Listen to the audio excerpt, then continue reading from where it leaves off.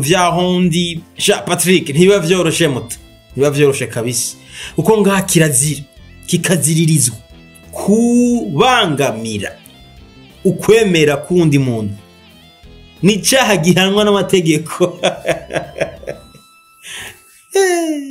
bijya vyibasho kuri kotebu ngurumva ubutumwa ukuravuga ubutumwa kirazira ngaho niyo ubikoze uba nk'ubusa n'uwihevye somehow rero je biranyorohera kubera ibikorwa vyanje ndabishira ku YouTube channel ku mbuga ngurukana bumenyi zanje FBIG TikTok yonkene nakantu partage gijambo g'Imana ndagashirako rero ushoboye kukisangirayo takamufasha naho ni sawa utakagiye ukaraba nikaba kamubangamiye nta nakimwe ariko gukurikira umuntu ngo ndamubwira ubutumwa nabyo ndakora kabisa no bambeshe birakaze muto birakaze kweri ibyo byo kuvuga Imana yawe ukubangamira ukomera kw'abandi barabihana ni gihano gihanwa n'amategeko y'igihugu rero turavyubahiriza umuntu wese kirazira kubangamira ukwemera kw'abandi bantu kirazira kabisa usenga Imana yawe hiherere halo 29 décembre 10h du matin isaha zine za gatondo muto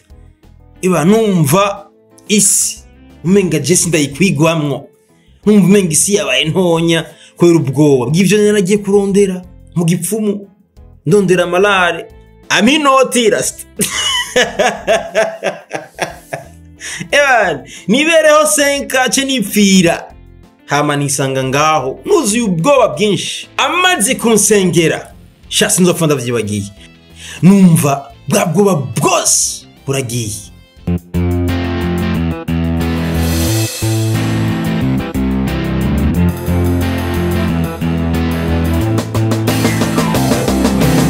Yes, bakunze open mic. My name is Patrick. Turi kumwe n'umuririmbyi w'indirimbo za sekira. Ariko no munsi asanzwe ari indirimbo z'Imana. Namubona ku kamera zacu afite amatatuwaje menshi ku mubiri aho ntari bwahinduke ngo yakire agakiza asanzwe aba mu gihugu bya Burayi. Ikigane open mic kirishikira mu mice yose igize isi mu kuganiriza abakunzi b'ikiganiro ca open mic aratwiganira bimwe mu buzima yagera camwe kugira ngo ashobore gukizwa cyangwa guhinduka n'ibindi ararimo. Reka tumuhe ikaze mu kiganiro ca open mic. Yes, ndakuramukije. Hari abantu batakuzi twidondora muri rusange. Nitwa NIYIBIZI ndi umurundi ari proud yo kuba umurundi. Ndi umupapa w'abana batatu. Nkunda cyane Queen Esther, Joshua and Junior Big Matama. Ndabakunda sana kabisa. Ndakijijwe nakiriye Yesu mwami n'umukiza mu buzima bwanje amatuba Chicago. Wotubwirige watanga gukora indirimbo mpimbaza-Mana. Muziki anso wanjemwo 2010, 2011, 2012, 2013. Ngaho kabisa nararapa. Narigana umuntu wese arapa. Cyuge narakunda Big Fizzo waje. Cyane ndavyibuka.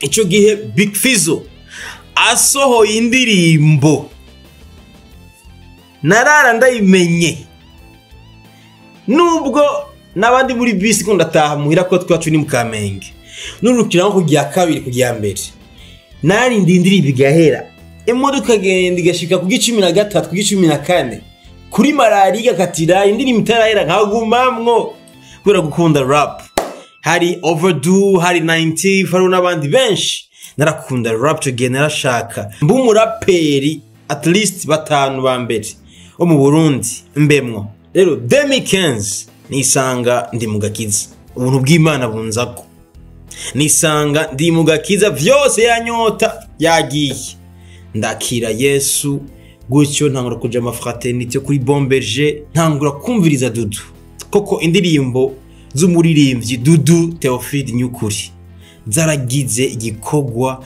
gikomeye mu buzima bwanje Meja aposto kabisa halo 29 décembre 10h du matin isaha zine za gatondo muto iba numva isi umenga Jesse ndayikwigwamwo numva umenga isi yabaye ntonya kubera ubwoba bw'ivyo naragiye kurondera mu gipfumu ndondera malare aminotirast nibereho senka ce nipfira hama nisanga ngaho nuzuye ubwoba bwinshi amaze kunsengera sha sinzopfa ndavyibagiye numva bwa bwoba bwose buragiye, numva ndatekanye, numva abantu bose ndabakunze, numva mfise amahoro, ata kintu na kimwe avako kandi atari ibintu nahorana. Ngaho niho havuye indirimbo ya mbere yitwa Sinifise Ubwoba. Turumva ubuzima bwo hiye ngo ntibiba vyoroshe, ivy'imiziki birakorohera gukora, donc biba bimeze gute muri rusange? Ntibiba vyoroshe kabisa. Umwanya, amafaranga, people around me, abantu banzengurutse, ariko kubera mba ndabikunda kandi kubera ko bimpa umunezero ndabikora. Ndafata n'urugendo nkagenda kubikora. Ibaze nta ndirimbo n'imwe nkorera nga u Rwanda, u Burundi, Kampala, Nairobi na Tanzania. Ndabikora umutima ubikunze, naronka umwanya wavyo, nkafata urugendo nkava hamwe nkaja ahandi kugira bikunde tu ndabikore kubera bimpa umunezero kandi mba numva ndikunda atazira Imana. Nisanga nabikoze umenga nta nguvu nyinshi nakoresheje ariko ubundi nazikoresheje. Turumva ko mu bigo musanzwe mubamwo ibintu vy'ivuga butumwa ngo bisanzwe bigoye cyane, abantu usanga bari busy n'ubuzima canke n'ibindi, birakorohera cyane iyo gukora ibikorwa nk'ivyo n'uvuga butumwa usanzwe ukora. Wapi Patrick, urazi igituma?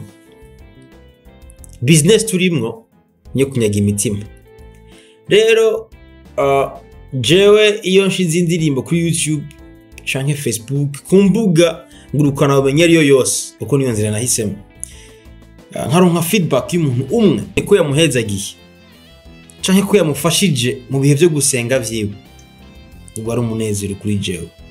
Ndafuka mu nkashima Imana, hama nkayisaba kunyizera kandi kugira ngo nkomeze guserva ubwoko bwayo. Kumva muri Canada bavuga yuko kizira kikaziririrwa kubwira umuntu ubutumwa bw'Imana mu kazi no kwirukana ushobora kwirukana, namwe hiyo niko bisanzwe bimeze canke akaribilite karahari gatoya? Kuvyahondi Patrick ntibiba vyoroshe muto, ntibiba vyoroshe kabisa, uko ngaha kirazira kikaziririzwa kubangamira ukwemera kundi muntu, ni icaha gihanwa n'amategeko.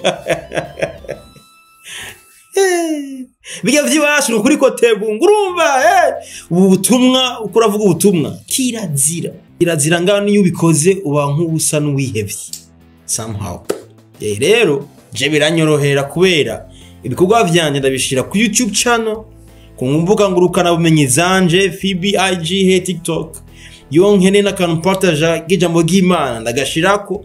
Rero ushoboye kukisangirayo takamufasha naho ni sawa, utakagiye ukaraba nikaba kamubangamiye nta nakimwe, ariko gukurikira umuntu ngo ndamubwira ubutumwa nabyo ndakora kabisa no bambeshe. Birakaze muto, birakaze kweri. Ibyo byo kuvuga Imana yawe ukubangamira ukomera kw'abandi barabihana, ni gihano gihanwa n'amategeko y'igihugu. Rero turavyubahiriza umuntu wese, ariko hari ababikora cyo Imana yavuze ko uburinda nyine Imana iba yagutumye, bawivuganiye n'Imana personally ati genda uvuga ibi nibi hamwe cyo tumubona bamwe kandi iyo bagiye bo na video zao ziraja viral bavuga ati umuntu kabisa ni Imana yamutumye. Ariko ntibiba vyoroshe rero ngaha anye ikintu gihari kirazira kubangamira ukwemera kw'abandi bantu, kirazira kabisa. Usenga Imana yawe hiherereye, iyo akurongo ati genda ubwire ubwoko, genda mwibara baragenda ugira uko uragenda ukabikora, ariko nyene Imana iri kumwe nawe ashobora ariko ubundi ni ikintu kiri très dangereux. Ndabitsikora ukwirikirana ivuga ubutumwa cyane byo mu Burundi, aho ubona kwahukana kw'abakozi b'Imana byabaye umurengera, wowe bibona gute muri rusange kuri wewe? Patrick gira undenganye. Ariko ico kwahukana jewe nka Inosa ndafise ico ndakivugako, ibi ngira ndabivuge nka Inosa, nkande nka Inosa mu gihe jewe ndi umukozi w'Imana Inosa NIYIBIZI nkijijwe nkorera Imana bitangaza n'utwumizi nakarorero umugore wanje akaba atakintu na kimwe azi mu vy'Imana, yinkwera ibiyeri atahatevye, ariko mu rugo mama w'abana ni fresh nta kibazo, ariko sintambamye ku mana yanje, ntambuza gukorera iyo mana yanje. Muco gihe none afata n'umutwaro nkawugira uwa mbere kumusengera kugira ngo aze amfashe gukorera iyo mana. Sinopfa ndamuhebye, ndabivuga nkande nkayinosa, nkande nkayinosa. Ariko mu gihe ambereye intambamyi yo gukorera iyo mana yanje, mu gihe iyo mana yanje ayituka, mu gihe iyo mana yanje atagaciro ayiha, mu gihe imana nkorera ayigwanya ku mugaragaro, mu gihe iyo mana yanje atayubaha, ambere intambamyi mu kuyikorera, norara ndamusezeye. Ndabivuze nkande nkayinosi, kandi niyo mana nkorera yo mumfashe. Ikiganiro ni open mic. Ni yahe migambi ufise mu mpera z'uno mwaka? Dusigaje iminsi mike cyane canke mu ntango z'umwaka wa 2025. Ndashobora, but I'm not sure. Ndashobora gusohora indirimbo yitwa humura. Ni humure kubari mwisi mwese, ni humure kuri wewe umva umenga ibibazo uri muhira wavyo, ni humure kuri wewe umva umenga imana yaragutaye, ni humure kuri wewe umva umenga ntacobereyeho, ni humure kuri wewe umva umenga imana yatevye kukwishura, ni humure kuri wewe umva umenga ibintu nibigenda, ni humure kuri wewe umva umenga uri ahantu ha wenyene. Ni jambo ry'Imana rije kuri wewe, kuko yaribiye jewe ako naramaze kuronka green light yo kuri basangiza namwe. Rero irashobora gusohoka uri kuno kwezi nyene canke igatangura ukwezi kwa mbere.